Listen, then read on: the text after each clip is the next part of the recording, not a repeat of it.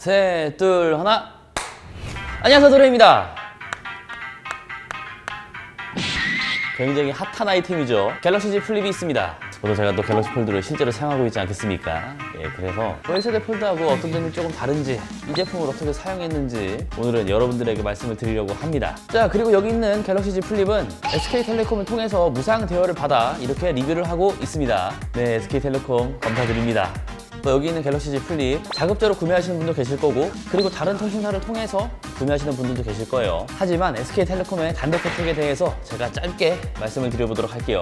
2월 14일부터 T월드 다이렉트로 구매하신 분들 전원에게 RRE 케이스 2종 증정이 되고요. 2월 14일부터 27일까지 구매 고객 중 422명을 추첨해서 삼성 더 세리프 TV 2명, 삼성 Z 청소기 20명, 신세계 상품권 3만원 400명에게 드린다고 하니 참고해보시면 좋을 것 같아요. 자, 이제 여기 있는 갤럭시 Z 플립에 대해서 하나하나 여러분들에게 말씀을 드리도록 하겠습니다. 모두 준비가 되셨나요? 그럼 지금 바로 렛츠 기릿! 디자인은 여성분들 취향 저격 제대로 할 겁니다. 한 손에 쏙 들어오는 크기에 색감도 이쁘기 때문에 보는 사람들마다 예쁘다 라는 말이 먼저 나와요. 접었을 때 길이가 절반 가까이 줄어들었고, 무게도 183g으로 나름 합리적이다 보니 백에 넣고 다니는 스마트폰으로 안성맞춤인가 봐요. 제가 대여받은 색상은 미러 퍼플이고요.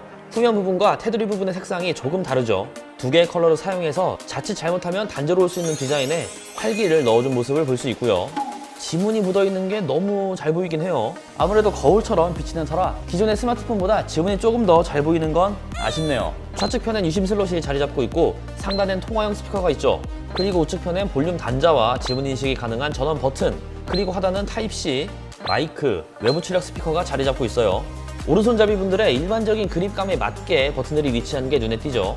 물론 왼손잡이 분들은 전원 버튼을 제대로 못 쓰는 게 아쉬울 순 있겠네요. 접었을 때 폴드랑 두께를 비교하면 거의 차이는 없어요. 하지만 접히는 부분이 폴드보다 더 붙어있는 것 보이시죠? 폴드는 확실히 경첩 부분이 들떠있다는 느낌이 강했는데 Z 플립은 아주 약간만 느껴질 뿐이죠. 디스플레이를 접는 삼성의 기술이 더욱 발전했음을 느끼네요. 디스플레이를 한 손으로 열려고 하면 힌지가 뻑뻑하기 때문에 조금 힘이 듭니다. 확실히 두 손을 전부 사용해서 여는 건 안정적이고요. 힌지는 각도 조절이 됩니다. 갤럭시 폴드처럼 접었다 펼쳤다만 가능한 힌지 구조가 아닌데요. 왜 그런지는 나중에 하나하나 설명해 드릴게요. 일단 이렇게 열게 되면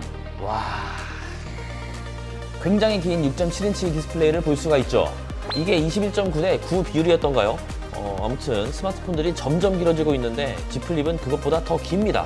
그리고 디스플레이 특성상 테두리에 마감을 한 모습이고, 하단부에 보면 고무 패킹까지 있어서 닫았을 때 충격까지 보호해주는 장치를 볼 수 있어요. 폴드에는 없었는데 Z 플립엔 새로 생긴 거죠. 이런 소소한 디테일 좋습니다. 디스플레이는 유리 소재를 사용했다고는 하는데 손톱으로 누르면 찍힙니다. 이거 절대 누르지 마세요.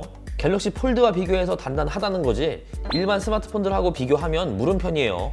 화면은 굉장히 밝습니다. 쓰면서 만족했고요. 주사율은 60Hz예요. 갤럭시 S20 시리즈처럼 120Hz 지원은 차세대 기기에서나 가능할 듯 보여집니다. 그리고 해상도는 풀 HD 플러스로 무난합니다. UI는 원 UI 2.1 버전이 탑재가 되어 있습니다. 이 전세대 스마트폰들도 업데이트가 되고 있고, 크게 변경된 곳은 없기 때문에 기존 삼성폰을 사용하셨다면 적응하는 데는 전혀 무리는 없을 거라 생각합니다. 카메라로 넘어가 볼게요. 전면 1000만화소, 후면은 1200만화소 듀얼 카메라가 탑재되어 있습니다.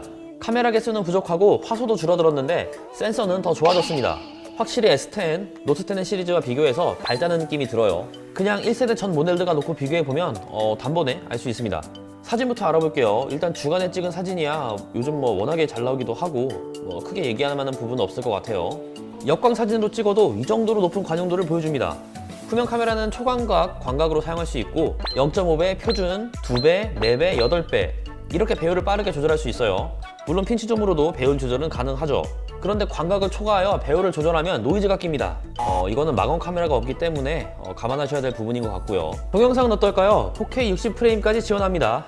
망원이 없는 게 아쉽지만 안정적으로 촬영이 가능하고 4K 60프레임까지 지원하고, 화질도 다른 스마트폰 카메라들과 비교해봤을 때 수준급인 모습이죠. 하지만 4K 60프레임에선 손떨방이 지원되지 않아요. 30프레임일 때만 적용할 수 있는데요. 이 부드러운 프레임을 찍고 싶으신 분들에겐 아쉬움이 크게 다가올 만한 부분이죠. 그리고 카메라를 사용하면서 Z 플립만의 장점이 있죠. 바로 카메라를 켠 상태에서 화면을 반쯤 접으면 화면이 부드럽게 전환이 되면서 접었을 때의 카메라 UI로 바뀌게 됩니다. 이거는 진짜 좀 놀랐습니다.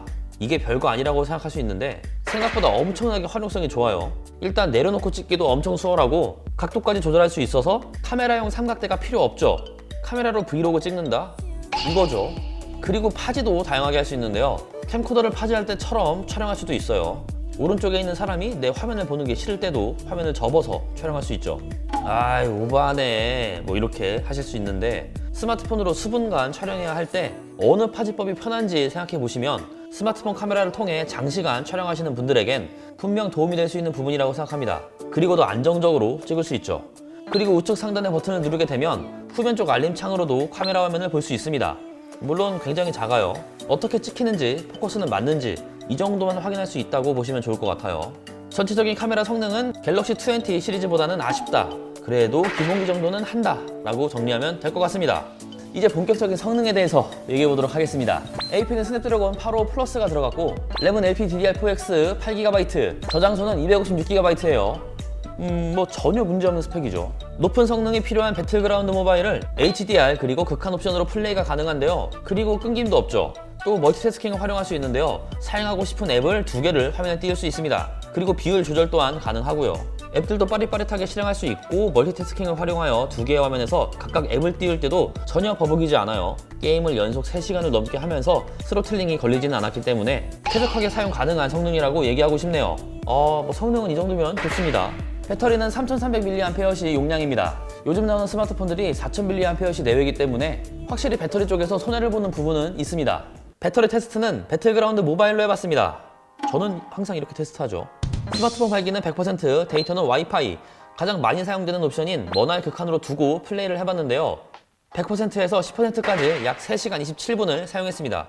용량이 높은 스마트폰들이 같은 환경에서 약 4시간에서 4시간 30분까지도 지속이 되는데 그것보단 못 미치는 배터리 성능이죠. 실제 웹서핑이나 문자를 주고받으면서도 배터리가 빨리 닳는 게 느껴지는데요. 스마트폰을 장시간 사용해야 되는 분들은 보조 배터리가 반드시 필요할 거라 생각합니다. 충전은 기본 제공되고 있는 15W 고속 충전기와 케이블을 통해서 해봤는데요. 10%에서 90% 구간은 1시간 5분, 그리고 완충까지는 1시간 반이 걸렸습니다. 배터리 용량을 보면 조금 더 빨리 충전이 되었으면 어땠을까 하는 생각이 들긴 하지만 충전에 있어서 크게 불편함은 없었습니다. 일반적인 사용 영역에선 크게 발열을 느끼지 못합니다. 충전 중일 때 배터리 온도는 27도 전후, CPU는 최대 39도 전후를 보여주고 있고 게임을 할 때 배터리 온도는 역시 20도 중반을 보여주고 있고 CPU는 45도 정도를 보여주고 있습니다. 안면 인식이 되고 지문 인식도 사용할 수 있는데 개인적으로 저는 바로바로 풀리는 지문 인식이 더 좋더라고요. 정확성도 높고 무엇보다 풀리는 속도가 엄청 빨라서 지문 인식에 대해선 참 마음에 들었습니다.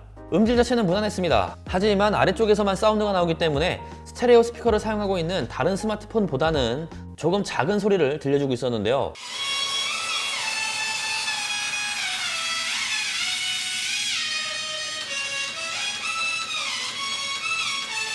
대부분의 스마트폰들이 스테레오를 지원하고 있죠. 이 부분은 조금 아쉽습니다. 그리고 이제부터는 Z 플립을 사용하면서 느꼈던 여러 소소한 부분에 대해서 얘기를 해볼 텐데요. 일단 알림창에 디스플레이 밝기 조절창 표시가 안 됩니다. 상단바를 내려주고 다시 한번 내려와야 화면 밝기를 조절할 수 있는데요. 이건 좀 불편합니다. 펌웨어 개선이 빨리 되었으면 좋겠고요. 유튜브를 보면 16:9 비율의 영상이 일반적인데요. Z 플립은 약 22:1 비율을 지원하기 때문에 좌우로 렛터박스가 많이 생겨요. 그래서 핀치적으로 화면을 키울 수 있는데 화면을 키워주면 이번에는 상하가 많이 잘리게 되죠. 어느 정도 잘린다 정도의 수준이 아니라서 이건 역시 많이 아쉬웠고요. 자, 그럼 마무리를 해볼까요? 자, 이렇게 마무리하도록 하겠습니다. 갤럭시 폴드가 출시가 되고 나서 한 반년 만에 Z 플립이 출시가 되었는데요. 큰 화면을 잡는다는 느낌보다는 기존의 화면을 더욱 컴팩트하게 가지고 다닌다는 느낌이 강했습니다. 그리고 가격 같은 경우도 갤럭시 폴드보다 조금 더 저렴하게 판매를 하고 있죠. 카드사 할인이나 쿠폰 같은 것들을 추가를 해서 구매를 한다고 하면은 조금 더 저렴하게 살 수는 있더라고요. 그렇게 산다고 했을 때 가치는 괜찮은 녀석이지 않나. 그렇다고 절대 가성비 녀석은 아니죠. 전체적으로 다 좋습니다. 그런데 이 컴팩트한 스마트폰을 양손으로 켰을 때 이 화면에 대한 가치가 얼마나인지에 대해서 조금 의견은 갈릴 것 같아요. 사실 지금의 이 스마트폰 크기가 어떻게 보면은 최신형 스마트폰들의 크기다 보니까 내가 접혀진 스마트폰을 폈는데 6.7인치 화면이 나온다. 여기에 대해서 많은 이해가 필요할 것 같습니다. 저 같은 경우는 갤럭시 폴드를 쓰고 있기 때문에 화면을 펼친다는 수고로움이 있긴 하지만 펼치고 나면은 굉장히 큰 화면이 보이잖아요. 그렇기 때문에 만족을 하는 건데 여기에 대한 선택은 뭐 구매하시는 분들이 잘 판단하고 구매를 하실 거라 생각을 합니다. 갤럭시 폴드가 성공적으로 출시를 했고, 그리고서 이제 두 번째 모델인데 두 번째 모델도 생각 이상으로 잘 나온 것 같습니다. 이거 뭐 보는 사람들마다 다 사고 싶다고 하니까 뭐 저도 사고 싶긴 한데 저는 카메라 때문에 갤럭시 S20 울트라를 구매했다는 점 이렇게 말씀을 드리고 오늘 영상은 마무리하도록 하겠습니다. 영상이 재밌었다면 구독과 좋아요 하시는 것도 잊지 마시고요. 그럼 전 다음에 더 재미난 영상으로 찾아오겠습니다. 그럼 다음에 또 봐요. 안녕. 이 갤럭시 Z 플립은 2세대가 나오면 정말 기대를 해봐도 좋을 것 같습니다. 마감이 굉장히 좋아졌거든요. 이 정도라고 하면은 Upgrade complete.